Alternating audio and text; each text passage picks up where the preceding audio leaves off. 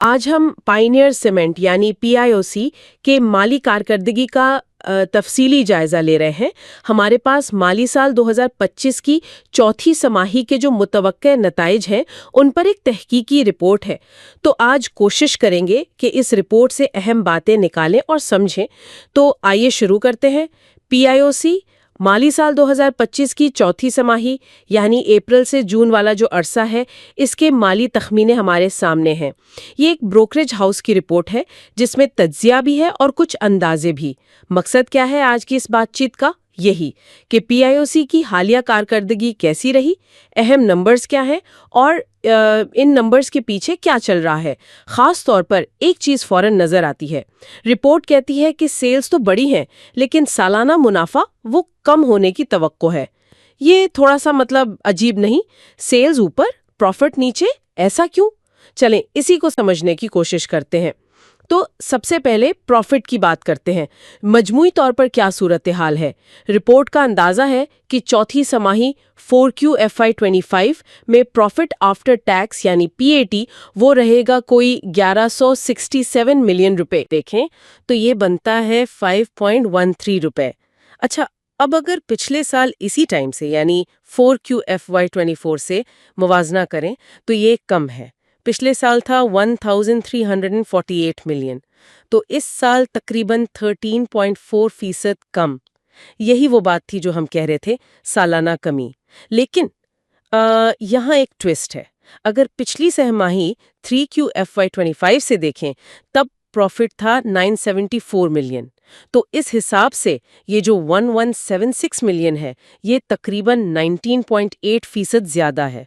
तो सालाना कमी लेकिन सहमाही इजाफा, ये क्या दिखा रहा है?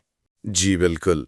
ये तस्वीर थोड़ी मिली जुली है। साल ब साल जो कमी है वो तो साफ बता रही है कि पिछले साल के मुकाबले कुछ मुश्किलात रही हैं, लेकिन सहमाही ब सहमाही जो बेहतरी है वो ये इशारा दे रही है कि शायद कंपनी वो उन चैलेंजेस से कुछ निमट रही है या कुछ फैक्टर्स बेहतर हुए हैं। अगर पूरे साल का ट्रेंड देखें तो ये उतार चढ़ाव और भी साफ है। 4Q FY24 में 1348 मिलियन, फिर गिरा 1Q FY25 में 1023 मिलियन पर, फिर 2Q FY25 में एकदम से 1750 मिलियन तक पहुंच गया। वो काफी अच्छा था। फिर 3Q FY25 में वापस 974 मिलियन पर आया और अब ये 4Q FY25 में 1167 मिलियन का अंदाजा है। ये इतना ऊपर नीचे क्यों? देखें, ये उतार चढ़ाव तो कई चीज़ों की वजह से हो सकता है। मार्केट कैसी है, लागत में क्या तब्दीली आई, कीमतें क्या रखें, मौसम का भी असर होता है। सीमेंट सेक्टर में ये सब चीज़ें अहम हैं। वो जो 2Q FY25 में बड़ा इजाफा था, हो सकता है उस वक्त कीमतें अच्छी हों या खर्चा कम। फिर 3Q FY25 में कमी, शायद डिमांड कम हुई हो या खर्चा बढ़ गया हो। और अब जो 4Q FY25 में सहमाई बेहतरी है, इसकी वजह हमें आगे के नंबर्स में खासतौर पर लागत और कीमतों में शायद मिल जाए। ठीक है, तो प्रॉफिट की ये तस्वीर तो हो गई। अब जरा सेल्स को देखते हैं, यानी रेवेन्यू को, क्योंकि प्रॉफिट तो वहीं से बनता है ना। रिपोर्ट कह रही है कि 4Q FY25 में मुतवक्के सेल्स रेवेन्यू है 8,305 मिलियन रुपए। अब यहाँ आती है वो दिलचस्प बात। ये पिछले साल की इसी सामाही 4Q FY24 से 2.0% ज्यादा है। तब सेल्स थी 8,144 मिलियन और पिछली सामाही यानी 3Q FY25 से भी 5.1% ज्यादा है। तब थी 7,900 मिलियन। तो सेल्स तो बढ़ रही हैं, सालाना भी और सामाही भी। रिपोर्ट में लिखा है कि इस इजाफे की मेन वजह रिटेंशन प्राइसेस में इजाफा है। ये रिटेंशन प्राइसेस क्या होती हैं और ये क्यों बढ़ रही हैं? जी, रिटेंशन प्राइस वो कीमत है जो एक कंपनी को असल में मिलती है एक बोरी सीमेंट बेचने पर, सारे टैक्स, डीलर का मार्जिन वगैरह निकालने के बाद। मतलब ये कंपनी की जेब में आने वाली असल रकम है। इसमें इजाफा ये दिखाता है कि या तो रिटेल कीमत बढ़ी है या कंपनी डिस्ट्रीब्यूशन में ज़्यादा एफिशिएंट हो गई है, या दोनों। रिपोर्ट में रिटेल प्राइस का भी जिक्र है मेरे ख्याल में। जी हाँ, बिल्कुल। रिपोर्ट कहती है कि जून 2025 में 50 किलो डैग की औसत रिटेल कीमत 1,412 रुपए थी, जबकि जून 2024 में ये 1,265 रुपए थी। تو یہ تو سالانہ 11.6% سے بھی زیادہ اضافہ ہے. قیمتیں تو واقعی بڑھی ہیں. بالکل، اور یہی وہ پوائنٹ ہے جو اس تضاد کو سمجھنے میں مدد دیتا ہے. ہو سکتا ہے کہ بیچا گیا سیمنٹ یعنی ڈسپیچز وہ زیادہ نہ بڑا ہو جس پر ہم ابھی آئیں گے، لیکن قیمتیں بڑھنے سے ٹوٹل سیلز ریونیو روپے میں وہ بڑھ گیا. لیکن پھر سوال وہی آ جاتا ہے کہ اگر قیمتیں بڑھیں، ریونیو بڑھا تو سالانہ پروفٹ کم کیوں؟ اس کا جواب جیسا آپ نے کہا وہ لاگت اور مارجنز میں ہے. بالکل صحیح. تو اب آتے ہیں اس پہیلی کے اگلے ٹکڑے پر، مارجنز اور اخراجات. رپورٹ کے مطابق متوقع مجموعی منافع گراس پروفٹ وہ ہے 2.415 ارب روپے، اور یہ پچھلے سال کے مقابلے میں 16.2% کم ہے. یہاں آ گئی وہ سالانہ کمی. اور اگر اسے مارجن کی شرح میں دیکھیں، گراس مارجن، تو وہ بنتا ہے تقریباً 29.08%. پچھلے سال اسی سہماہی میں یہ 35.37% تھا، یعنی مارجن میں 6.3% پوائنٹس کی کمی. یہ تو کافی زیادہ کمی ہے. جی ہاں، یہ 6.3 پرسنٹیج پوائنٹس بہت اہم ہے. گراس مارجن بتاتا ہے کہ کمپنی اپنی سیلز میں سے پیداواری لاگت نکال کر کتنا بچا رہی ہے.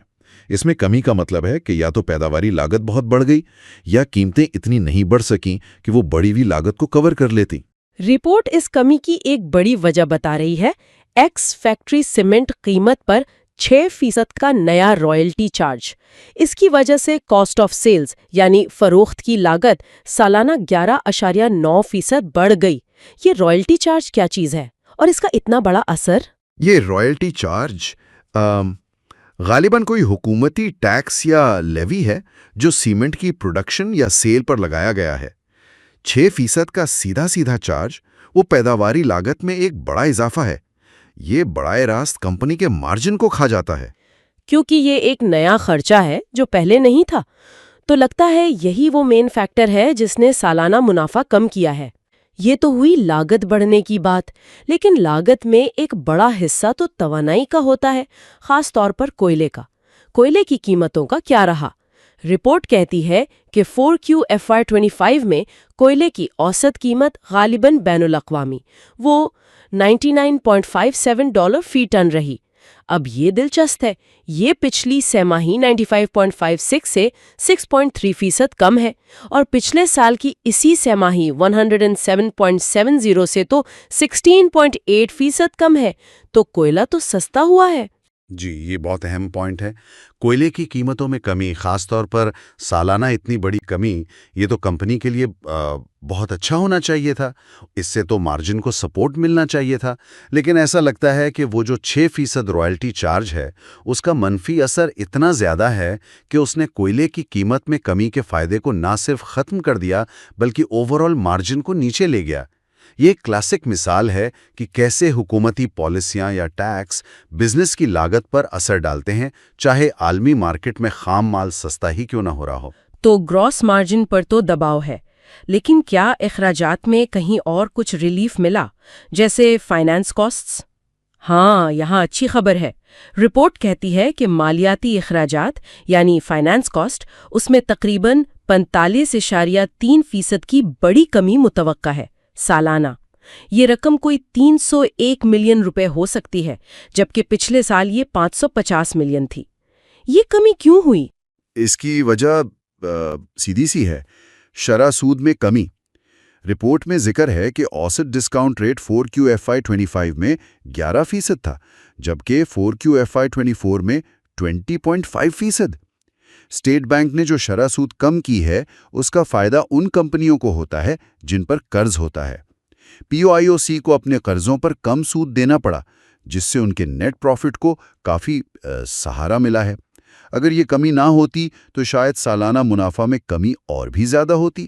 اس نے گراس مارجن والے دباؤ کو کچھ حد تک کم کیا ہے. یہ بات سمجھ آتی ہے. اچھا، تو مجموعی طور پر سیلز روپے میں بڑھے، لیکن نئے رائلٹی نے لاگت بڑھا کر گراس مارجن کم کر دیا. کوئلے کی قیمت کم ہونے کا فائدہ بھی گیا، لیکن شرح سود کم ہونے سے فائنانس کاسٹ نے کچھ بچت کر لی. اب دیکھتے ہیں کہ اصل میں سیمنٹ بکا کتنا، یعنی ڈسپیچز کا کیا حال رہا. رپورٹ کے مطابق 4Q FY25 میں مقامی ترسیل یعنی لوکل ڈسپیچز وہ رہے 530,406 ٹنز. اب پچھلے سال اسی سہ ماہی میں یہ 534,853 ٹنز تھیں، تو اس کے مقابلے میں یہ 0.83% کی مطلب بہت ہی معمولی سی کمی ہے. لیکن پچھلی سہ ماہی 523,046 ٹن سے اگر دیکھیں تو یہ تقریباً 1.4% زیادہ ہے. تو یہاں بھی وہی ٹرینڈ ہے، سالانہ ہلکی سی کمی، سہ ماہی ہلکا سا اضافہ. جی، یہ نمبرز مقامی مارکیٹ کے بارے میں بتا رہے ہیں. سالانہ تقریباً کوئی تبدیلی نہیں اور سہ ماہی معمولی اضافہ.